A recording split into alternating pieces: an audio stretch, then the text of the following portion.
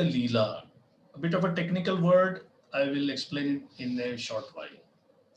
First, we read the synopsis, very short synopsis. A synopsis of the 15th chapter is as follows. The Lord took now Nimai, baby Nimai, Krishna's form as Chaitanya Mahaprabhu as a child, is now slowly growing up. So now there will be discussion about his schooling, education, and after a few years, his first marriage. So these are the things which will be discussed in this chapter. The Lord took lessons in grammar from Gangadas Pandit and became very expert in commenting upon grammar. He forbade his mother to take grains on the Ekadashi day. He narrated a story that Vishwarup, after accepting the sannyas order, invited him in a dream to accept sannyas also. But the Lord refused and was therefore sent back home. When Jagannath Mishra, Chaitanya Mahaprabhu's father, when Jagannath Mishra passed away, the Lord married the daughter of Vallabhacharya, whose name was Lakshmi. All these events are summarized in this chapter. As everything, the author of Sri Chaitanya Charitamrita is an accomplished poet of the first order. Really, mm, uh, a poet of vast erudition and such sweetness. So, what Krishnadas Kaviraj Goswami has done is every chapter begins with a original verse composed by him. So this is Adi 15.1. Kumana sumanastvam hi yati yasya padabjayo sumanorpane sumanorpana matrena tam chaitanya prabhum bhaje. I offer my respectful obeisances under the lotus feet of Lord Chaitanya, because simply by offering a flower at his lotus feet, even the most ardent materialist becomes a devotee. Text 2. Jaya Jaya Sri Chaitanya Jaya Nityananda Jaya Dvaita Chandra Jaya Gaura Bhakta Vrinda. All glories to Lord Chaitanya Mahaprabhu. All glories to Lord Nityananda Prabhu. All glories to Advaita Acharya. And all glories to all the devotees of Lord Chaitanya. Text 3. Pauganda Lilara Sutra Kariye Ganan Pauganda Vayase Prabhur Mukhya Dhyayan. The word for this will show you. Pauganda is a Sanskrit term for anybody's age from 5 to 10 years. So from 1 to 5 is Kaumara. Actually, a baby is called Shishu, but then Kumar up to 5. Says 5 to 10 or 6 to 10 is called Pauganda. From 11 onwards, it is Kishore. So Lord Chaitanya's, Krishna's life also is divided by the acharyas into these three phases. So Chaitanya Mahaprabhu's life also is divided into these three ages. Translation. Let me now enumerate the activities of the Lord between the ages of 5 and 10. His chief occupation during this period was to engage himself in study. So Chaitanya Mahaprabhu was born in a family of intellectuals. They were the leaders of society. They would perform the priestly duties, guide people, and therefore studying the books. Now, when we say books, you have to again remember there were no paper books at that time. In India, texts would be written with vegetable ink on leaves. There is a special tree called the Bhoja tree and Bhoja Patra, the leaves of the Bhoja tree. They could be used for writing, and both sides of the leaf they would write, and then they would dry out in the sun. I went to one South Indian institute, and there I saw such kind of texts, Sanskrit texts, hundreds of them preserved properly, and they have snake skin.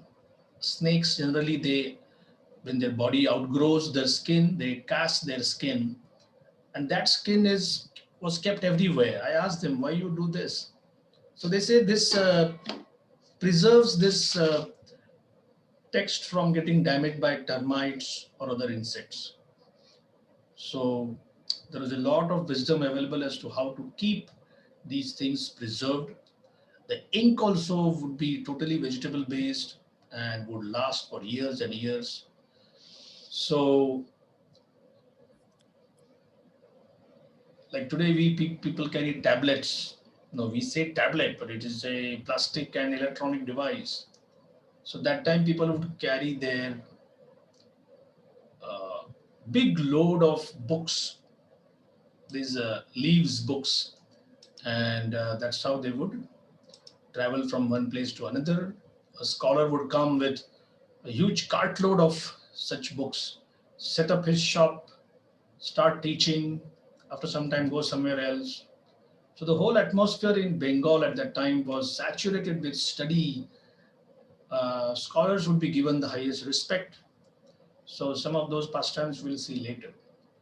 Text 4. Pauganda Leela Chaitanya Krishna Syati Suvistrita Vidyaramba Mukha Pani Grahananta Manohara. The pastimes of the Lord during this Pauganda age were very extensive. His education was his chief occupation. And after that, his very beautiful marriage took place. Text 5. Gangadasa Pandita Sthane Padena Vyakaran Shravan Matre Kanthe Kaila Sutra Vritti Gan. When the Lord was studying grammar at the place of Gangadas Pandit, he would immediately learn grammatical rules and definitions by heart simply by hearing them once. Purport. Srila Bhaktivinoda Thakur says that the Lord was given lessons by a teacher named Vishnu and another teacher named Sudarshan. Later on, when he was a little grown up, he was under the care of Gangadas Pandit, who taught him grammar of a higher standard. Anyone serious about studying the Sanskrit language should first learn grammar. It is said that simply to finish studying Sanskrit grammar takes at least 12 years. But once one learns the grammatical rules and regulations very nicely, all other scriptures or subject matters in Sanskrit are extremely easy to understand. For Sanskrit, grammar is the gateway to education. Now, here is a question. If Chaitanya Mahaprabhu is Krishna, Krishna is God, why our philosophy says God had a teacher? First of all, we discussed why God has parents. If he is the father of all, which so many religions and paths they agree, he is the source of everything, they agree. He is the father of all, they agree. But how come he has a teacher here? So please understand, anyone taking a superior position to Krishna is simply serving in another mood, another mellow, technically called a rasa. So here, when someone takes the role of his parents, no Tom, Dick, Harry can become Krishna's parents. They are to be his devotees. Similarly, the teacher also has to be a devotee of Krishna who cultivates that particular mood. Like a parental mood is, and you can check it for yourself. Mostly people come to God and say, give me this, give me this, give me this. The parental mood is just the opposite of that. I want God to take a suitable form and come to me and say, please serve me, I am hungry. When Krishna goes to the forest with his cows, his mother would be 24 hours, she would be uh, under tension, stressed. What may happen to him? What may happen to him? There are wild animals, there are thorns, there are so many other obstacles, calamities can take place. This mood is considered to be a nourishing mood in parental love. Please understand, it is not supposed to be, you may say, well, I chant Hare Krishna and sometimes I get disturbed. Yashoda Mai was disturbed throughout the day. But this disturbance comes from the internal potency of Krishna, and the end result is pure bliss. That's the most important point. Similarly, Gangadas Pandit is a devotee who takes the form of Mahaprabhu's teacher, Chaitanya Mahaprabhu's teacher, and therefore Mahaprabhu comes to him for learning. Narad Muni, one great Acharya, he has given a nice example. He said that Krishna is like the ocean. The ocean is the original source of water. Evaporated water from the ocean takes the form of a cloud. And then the cloud, during monsoon in India, there is a huge cloud burst. And you can see the clouds are pouring water on the ocean. You may say, oh, now I understand. That's how the ocean gets water. Well, that's the second stage. The first stage is who made the clouds? It is the ocean who provided water for making the clouds, and then the clouds are showering water back on the ocean.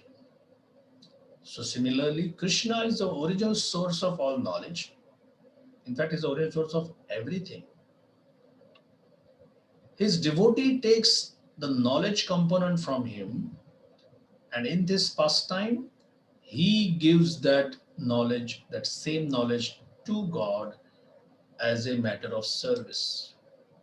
This is the understanding of how Krishna or Chaitanya Mahaprabhu or Ram, they go to some teacher. And of course, the second point is if God also takes a teacher, who are you and me to say that I am a self paid person? I made my own philosophy, I discovered my own truth. You don't discover your own truth. Truth is always there, truth reveals itself. So, Mohandas Gandhi, such a big name in Indian politics, Indian thought. People respect this man so much. Unfortunately, he wrote a book called My Experiments with Truth. And Prabhupada, very eager to praise Gandhi for all the good things he said about Vedic culture, taking India back to a simpler way of life. But he said, truth cannot be experimented. Truth is like the sun.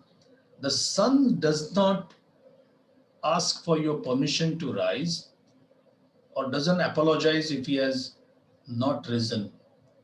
You wait for the sun to rise. You cannot control while the sun is rising. You cannot control while the sun is setting. This is our fundamental understanding of how to understand life's greatest truths. Not as a challenger, not as a competitor, but taking the humble position that I approach the truth whenever the truth would like to reveal, I will wait. So this is some these are some thoughts about Krishna and Chaitanya Mahaprabhu taking knowledge. Any questions or queries, comments quickly? Prabhuji, I have a question. Yes. It's this question been there for really from many years. A lot of times, like, the Mahatma Gandhi's interpretation about Bhagavad Gita, understanding is not kind of, what do you say, like, Vaishnavas, like, they don't really, you know, I don't say respect, I don't know exact word to use there.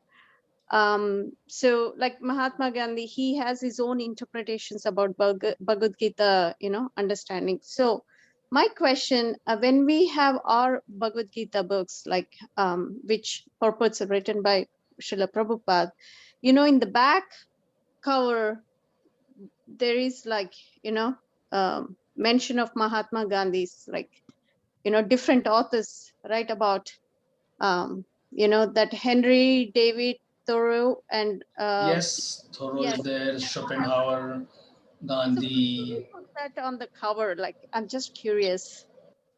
Why it is done like that? Why Yeah, Mahatma Gandhi's that paragraph is put on the back side of the Bhagavad Gita as it is? yeah. So this need not be a big worrying factor. Prabhupada was very objective. If somebody would say something nice about the Bhagavad Gita, Prabhupada would accept that this person has discovered some aspect. So you don't need to discredit that person totally. In the American context, there was this great Catholic priest, Thomas Merton. And Thomas Merton, at a particular point, was very appreciative of wisdom coming from the East. In fact, he was the one who kind of opened so many American minds about how we can learn from wisdom coming from the Orient. Then Ralph Waldo Emerson was a big name in the 19th century. He was a teacher, a philosopher, and Henry David Thoreau. He experimented with simple living. Uh, I mean, he was the one who said that I've heard that a telegraph can give a message from New York to Boston within 45 minutes. Now, at that time, 45 minutes from New York to Boston was considered lightning speed, because if you have to go on horseback or pony or whatever, or train, it could take time. So Thoreau asked, what is it that happens in New York that we in Boston have to know within 45 minutes? Can't we wait? So his idea was simplify life, simplify. Do away with anything which is frivolous, non-essential. We complicate our lives with hoarding so many things. So this is a very good thought. And Emerson, Thoreau, they all quoted Gandhi as their influence. And Gandhi quoted Tolstoy as his influence. So even in spiritual thought, these big giants of religiosity or spirituality, they get influenced by each other. At the same time, if they commit a mistake on some vital part, then it is the duty of the spiritual master to point it out. And that's what Prabhupada did. Gandhi would carry the Bhagavad Gita with him. His quote is, whenever I am troubled, the Gita gives me hope. The Gita gives me courage. So Prabhupada wrote a letter to him that now you know what is the reality. Your own party, the Congress Party of India, they have forsaken you. Because you could be one person who wanted to enter into politics in a selfless way, but most of your colleagues, they are not like that. They wanted power, position, money, salary. They got it, and now they wanted to give it up. So he told Mr. Gandhi that when you go into an assembly of saints, they all look at you as a politician. When you go to an assembly of politicians, they look at you as a saint. You are not accepted in both parts, both meetings or both sessions. So why don't you follow the example of the great aristocrats of India, like the Pandavas, like Ambarish, like hundreds and thousands of kings? You did your part, now give up politics. In fact, Prabhupada said, please give up before you come to an inglorious end. But the letter didn't reach him, and one fanatic, he shot him dead. That fanatic person said, I love him, but I don't love his actions. And Prabhupada would say, just see the difference between if you worship Krishna and you worship anyone thinking that that is my God. So for a nationalist, his country is God. And Gandhi would say that, my countrymen are my God. One wrong thing the God does, the devotee shoots him dead. Here the worshipper is the one who decides how much worship should be given. But in Krishna consciousness, Krishna doesn't kill his devotees for some mistakes. In fact, Krishna corrects them very lovingly. Krishna doesn't forsake anyone who says even once, Krishna, I want to come near you. That person will never be given up. So, Chanakya Pandit's formula of taking gold from garbage. Garbage is there, gold is there. Take the gold. Don't worry about the garbage. So when Gandhi praised the Gita, that was the gold Prabhupada told. When Gandhi said, I experimented with my truth, Prabhupada said, no, we don't approve of that. Truth cannot be approached in a challenging way. You have to qualify yourself for approaching the truth. So these are the two coexisting things about Gandhi, and it could be for many others also.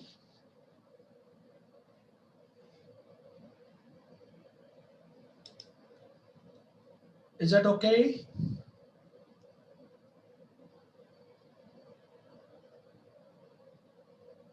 Anyone else wants to ask something? All right, so we go ahead. Prabhuji, can I ask one follow-up? Sure, sure. Prabhuji, you said if a devotee or if anyone who wants to go back to Krishna, if they surrender, they won't.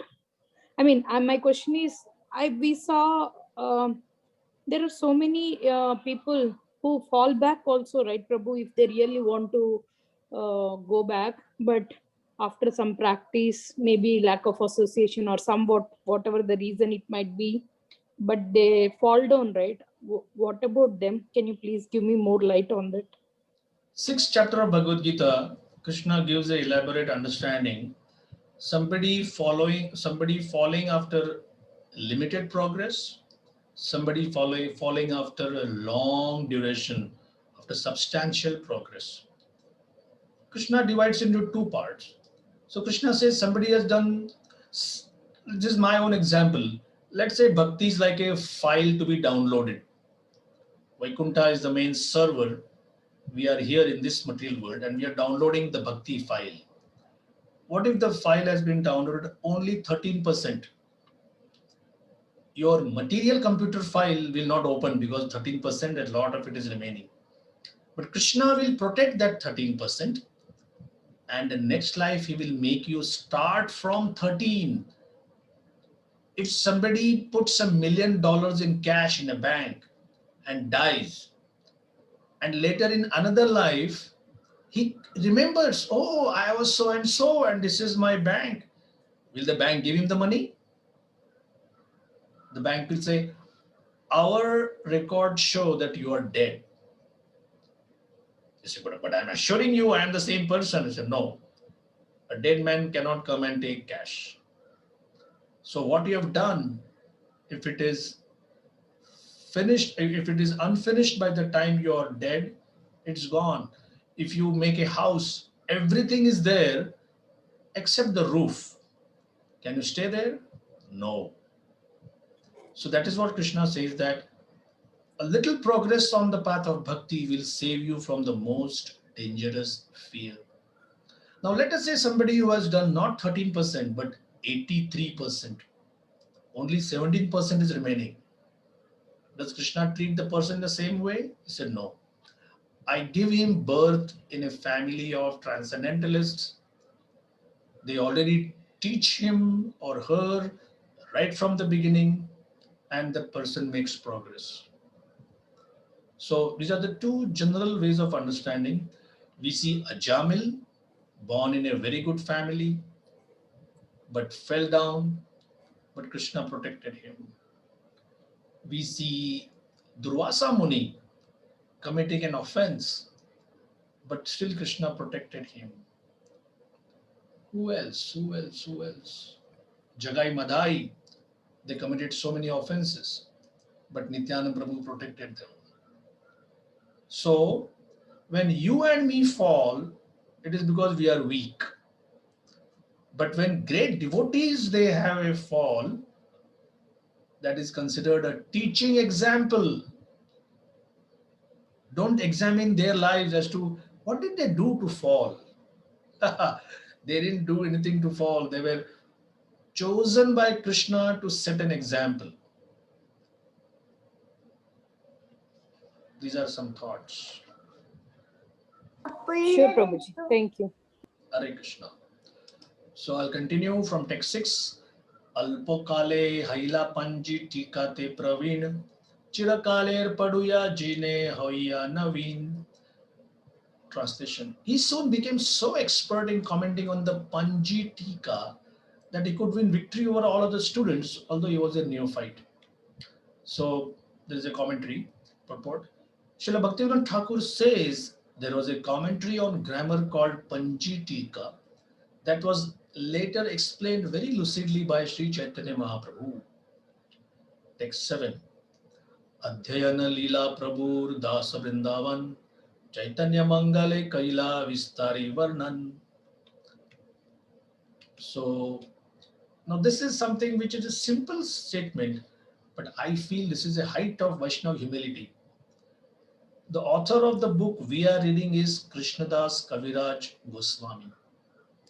Here he is explaining about another book on Lord Chaitanya's pastimes called Chaitanya Mangal, which later also became known as Chaitanya Bhagavat. And just see how he is praising that book. Translation. In his book Chaitanya Mangal, which later became Chaitanya Bhagavat, Srila Vrindavan Das Thakur has very elaborately described the Lord's pastimes of study. Purport. The Chaitanya Bhagavat Adi Khanda chapters 4, 6, 7, 8, 9 and 10 are a good reference for the studious pastimes of Lord Chaitanya, Sri Chaitanya Mahaprabhu. Text 8. Actually, they are very sweet. Maybe after we finish our Chaitanya Charitamrita a little bit, I will go again to these student life pastimes of Chaitanya Mahaprabhu. These 6 chapters, 4, 6, 7, 8, 9 and 10. We'll decide that later. Text 8. Ekadina matara pade kariya pranam Prabhu kahe mata more dekho ekadan. Translation. One day Sri Chaitanya Mahaprabhu fell down at the feet of his mother and requested her to give him one thing in charity. Text 9. Mata bole tai diba ja tumi magibe Prabhu kahe ekadishite anna na khaibe. Translation. His mother replied, "My dear son, I'll give you whatever you ask." Then the Lord said, "My dear mother, please do not eat grains on the Ekadashi day." Purport. From the very beginning of his childhood life, Sri Chaitanya Mahaprabhu introduced the system of observing a fast on the Ekadashi day. Eka is 1, Dashi is 10, 10 plus 1, the 11th day of every fortnight. So the month has 2 fortnights, so there will be 2 Ekadashi days. In the Bhakti Sandarbha by Srila Jiva Goswami, there is a quotation from the Skanda Puran admonishing that a person who eats grains on Ekadashi becomes a murderer of his mother, father, brother, and spiritual master. And even if he is elevated to a Vaikuntha planet, he falls down. Now, see, this is how the Vedas, the Puranas especially, their language is to warn people. And that's how this warning comes. Some of the things can be taken literally, but many of them are just warnings. So that's how we see them. On Ekadashi, everything is cooked for Vishnu, including regular grains and dal. But it is enjoined that a Vaishnava should not even take Vishnu Prasadam on Ekadashi. It is said that a Vaishnava does not accept anything eatable that is not offered to Lord Vishnu. But on Ekadashi, a Vaishnava should not touch even Mahaprasadam offered to Vishnu, although such prasadam may be kept for being eaten the next day. It is strictly forbidden for one to accept any kind of grain on Ekadashi, even if it is offered to Lord Vishnu. Now, what is this whole thing about grains and something which is allowed, something which is not allowed? So, the understanding is Uh, Hare Krishna, I can't see anybody on the screen. Are you all listening? Yes, Prabhuji. Yes, Yes, Prabhuji. Prabhuji. Oh, there's Yes, some Prabhuji. problem with Zoom then. All of you have become blank. I don't know why. We can see Prabhuji. Oh, you can see me. All right. All right. Yes. We can hear you too. Yes. Oh, my settings changed somehow. Hmm. So, first rule, fasting is a means of purification. Fasting is not whatever. Fasting is not a weight loss program. Fasting is not a torturing program. And all the teachers throughout the ages. So this is a very kind of a Indian tropical climate thing. Grains are grown in tropical climates, rice, cereals, bajra, jowar, millets, wheat. Most of the items which are used for our own personal taste, sense gratification, those are the items which are told that please don't eat them as a matter of austerity. There are some grains which are allowed, some which are not allowed. Now, in fact, one person was arguing with me, "Hey, who decides this is allowed, that is not allowed?" I said, well, if you are going on a highway and suddenly the state trooper or someone comes and says, we are stopping this, you take a detour.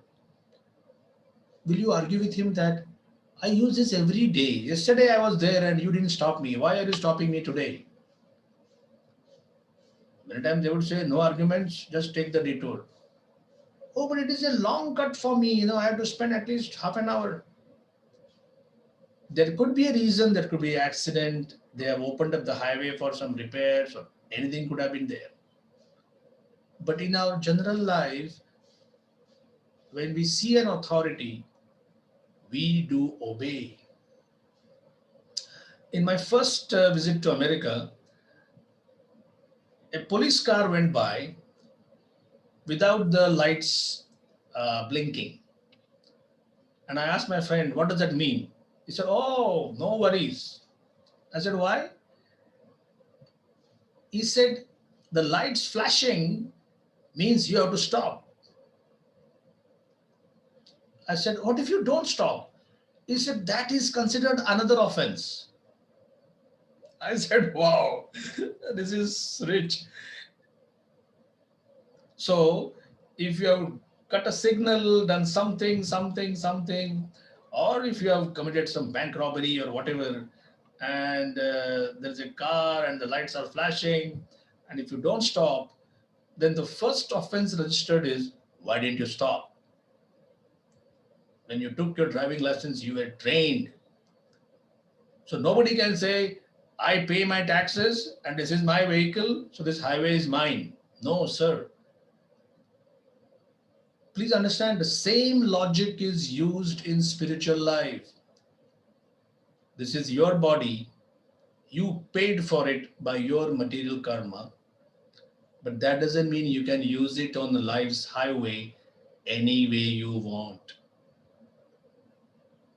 We all understand that on the highway, I am always subservient. I have to obey someone else. Same thing in Vedic spirituality. Your body, your mind, your intellect, but it is governed by higher laws. If you do not agree, only you are to be blamed and it is your loss. So, Ekadashi fast comes in various shapes, size, form. I will begin from the very beginning in the sense these are our Kali Yuga bodies, our eating habits, cultivated over a lifetime, the wrong eating, wrong time sleeping, everything done at the wrong time. Sometimes devotees have a situation where they cannot simply fast. Terrible acid in the stomach, irritable bowel syndrome, so many things.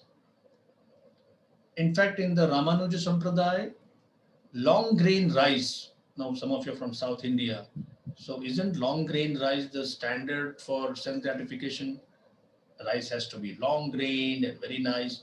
So Ramanujacharya said on Ekadashi, you eat the broken rice, the small one which is not a very good variety.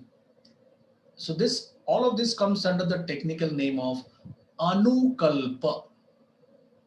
Anukalpa means an alternative to the gold standard. What do you say is the gold standard? The gold standard could be, according to the Gaudiya family, there are so many other institutions within the Gaudiya family. Ekadashi means 64 rounds of chanting Hare Krishna on japa and total fasting from even water. You may say, oh, that is too much. Well, that standard is there. Just like in a jogging club or a running club, the most accomplished people could say 7 kilometers every day is the required minimum. You may say, well, if I run like that, I'll drop down dead. So, okay, begin with only 200 meters today. 200, 200, 200, 200 for 6 months. You may make it 500. In a year, you may make it 1 kilometer. 2 years with accomplishment, you can easily manage the required minimum. That is the standard for Ekadashi fasting also. So, any queries about this thing? Thank you, So, Prabhuji. You explained very nicely. That's so true, Prabhuji. So many discussions on Ekadashi, Bhog. Some devotees wants to ask to share some prasadams or plates because they want to make their children. If we share, there are so many discussions. Is samo is good? No, samo is also one kind of millet. Why other millets won't be used? Only samo used. Some devotees says that in sabudana process is very bad process. I mean, in the process they kill so many bugs. We can't eat sabudana. Why? Oh my God, there are so many discussions without any answers.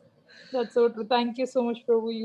You gave little bit light please on that. understand, just because we have entered into a spiritual culture, that doesn't mean that there won't be discussions which will simply drain our energy and time. We have to be careful all the time that, oh, we discussed 2.5 hours about what is allowable and what is not allowable. Did you come to a conclusion? No. There are so many disagreements. It is not worth it. That 2.5 hours could be used for reading Krishna pastimes, for chanting Hare Krishna. Now, that doesn't mean we discard all rules and regulations, but use your common sense. Like you mentioned, these two items, if you know the local grocery person who supplies that, they bring it from some place where there are bugs in it, so avoid them. But if you know that somebody says, oh, this is from this place and there are no bugs here, we have a different process, so accept it. 2 years ago, one husband and wife, they started selling Ekadashi flour, Ekadashi atta in our temple store. And the whole Radha Gopinath community here was alive. Wow. My husband always wants puris on Ekadashi. My husband wants chapati. My husband wants cake. My kids want pizza. And no Ekadashi flour could make that because the Ekadashi approved grains, there is no bonding agent there. So making puris and chapatis is a big headache. But this particular flour, and guess what it was called? Radhika atta, Radhika flour. Such sweet name, Radharani's name. And after 2 years, one devotee asked them, where do you get it from? Well, we get it from the Swaminarayan group. And they are more stricter than ISKCON, okay? So shut up. They are very good. Another devotee, a more astute, intelligent guy, he took that flour, sent it to a lab. The report came, it contains gluten. Now, Ekadashi flour doesn't have, Ekadashi items don't have gluten in them. And the gluten is something which kept everything bonded together. So we said, hey Prabhu, hey Mataji, we are coming to your place to actually examine how do you get this flour. When we said we are coming, they said, well, we don't actually manufacture it. We get it packed from some other supplier. Who is that? That guy gets it from someone who actually manufactures it. When we went there, we found that they would actually mix wheat, gluten into these ingredients. Now there's Prabhu and Mataji, they collapsed, started crying. Sorry, we thought that these people could be trusted. We said, yes, devotees have to be intelligent, devotees have to be kind of enterprising, we need to research, Prabhupada said all these things. But don't be idiots. They were not crass materialists, they were not opportunists. They didn't want to make a quick buck. They actually believed someone when they got that flower. So then in our temple discussion, there were people who were saying, my goodness, that means we lost our Ekadashis for last 2 years. We were very nicely assuming that no, we are offering Ekadashi fast to Krishna, and Krishna is showering millions and millions of blessings on us, and I am going royally advancing on the path of Bhakti Yoga. So this was a reality check. And somebody said, just see how merciful Krishna is. He didn't shoot anybody down because you're eating this kind of stuff. And then one devotee said, do you really feel that if you are fasting on Ekadashi, you have to have your Ekadashi cake, Ekadashi puris, Ekadashi pizza? Can't you settle for something simpler? No, it's for my kids. Who says your kids have to fast?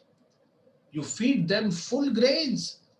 In our temple, our servants were also forced to fast on Ekadashi. Now these people, they're coming from North India and other part, they said, we can't eat this stuff. So one day we had a decision that all Mahaprasadam grains, all these items will go to our associates, servants who are serving in the temple. For them, advancement is taking employment in a temple atmosphere, and that's it, more than enough. We can't be having the same standard for everyone. Like in a school, you cannot have the 10th standard exam for all grades. You have to have an examination which suits the mentality of the performer. Similarly, there are so many alternatives. Fasting also is meant to slowly, gradually increase your power of performing austerity. Just see the definition of austerity. Acceptance of a uncomfortable or troublesome situation in the service of Krishna done voluntarily. The voluntary part is the most important part. You are doing it because you are conscious. I'm doing it because it is good for me. Involuntary austerity is very weak. What if you curse all day and fast? Do you think Krishna will be happy? Oh, this guy at least didn't eat anything. But he cursed me 2000 times. Where is the bhakti here? Bhakti is anukulyena krishnanu shilanam, doing things favorably. So there are people who say, I can sing for 6 hours, I can chant for 4 hours. Only thing is I can't fast all day. My body, I don't know what I did. The pitta is so much, there is so much of bile that, fine, accept your reality. Don't be shameful. There could be somebody whom you have preached 10 years ago. You are such a senior person, but now you are forced to be humble, saying that, Prabhu, you are a better person at austerity than me because my body doesn't allow that. Better to have that humility than the false pride of being a leader in all fronts. In singing, I'm the best. Dancing, I'm the best. Cooking, I'm the best. Philosophy, I'm the best. And austerity also, I'm the best. Not necessarily at all.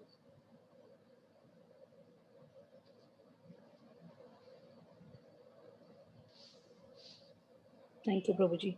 Prabhuji, on the same note, we are also getting some Ekadashi products from India. Is that not safe? Sorry, Prabhuji. I'll tell you something. We burnt our fingers. Now we don't touch anything which is said safe for Ekadashi, good for Ekadashi. We don't touch with a 15-foot pole. We have Okay. come back to everybody. You be careful of your own stock. You go Sure, to the Prabhuji. grocery store, you find something and they say this is okay. You check out the sources and then see if there is okay or not. What is okay in Maharashtra may not be okay in Andhra. What is not okay in Andhra may be okay in Tamil Nadu, because there are all different kinds of suppliers. Sure, Prabhuji. Thank you. Like we also discovered, you guys know Chinua or Quinoa, either name is okay. Quinoa. Yes, Prabhuji. Yeah. So in Thailand, and the Q is pronounced as ch. So it is Ah. also called Chinua in some places. Now, Chinua is not available in India, Mm. but it comes in the category of those which are allowed. So Mm. that's okay. Mm. And frankly, I have tasted it in America 3-4 times. It's not sense gratification at all. I can assure you of that. Mm. Thank you, Prabhuji. Hare Krishna. So we shall stop for today. If there are any more comments or questions, otherwise, Very wonderful explanation, Prabhuji. Thank you so much. We all needed that. We need to